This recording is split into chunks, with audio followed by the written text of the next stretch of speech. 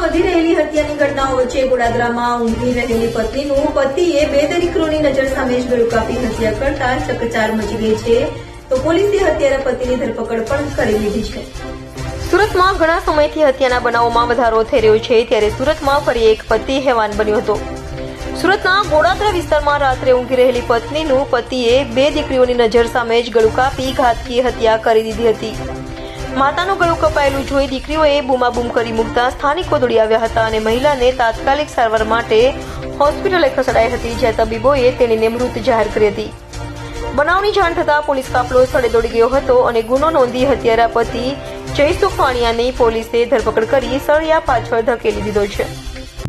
Godadara police station વિસ્તારમાં આજે વહેલી સવારનો સમય એટલે કે 1:30 ની આસપાસ એક ભાઈ છે કે જેનું નામ જયસુખભાઈ લાખાભાઈ વાણિયા છે, પોતે ત્યાં રહે છે. એમને એમના પત્ની સાથે નોકરી બાબતે તકરાર થઈ હતી અને 1:30 ની આસપાસ એમને એમના પત્નીને ચપ્પુનો ઘા મારી અને એમની હત્યા નિપજાવી હતી. પોલીસે ત્યારબાદ ઇન્ફોર્મેશન મળતા તરત જ એફઆઈઆરની કાર્યવાહી શરૂ કરી અને મેડિકલ પીએમ માટે એમને ત્યાં મોકલી આપેલ છે ડેડ બોડીને, અને જે આરોપી છે જયસુખભાઈ એને ડિટેન કરી લીધેલ છે અને એને અરેસ્ટ કરવાની પ્રક્રિયા હાલ ચાલુ છે.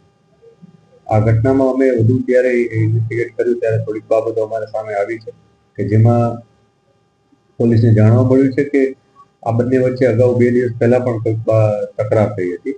આ જે આરોપી છે જયસુખ, એ આરોપી જયસુખ વાણિયા કરીને છે, એ પોતે પોર્ટર જે એપ્લિકેશન છે એના થ્રુ જે પણ એને કામ મળે એ રીતના ડિલિવરી બોય તરીકે કામ કરતા હતા અને એમના પત્ની છે એ રેગ્યુલર એક જગ્યાએ કામ કરતા હતા. બંને વચ્ચે કામને લઈને તકરાર થઈ હતી એવી પ્રાથમિક માહિતી પોલીસને મળી છે.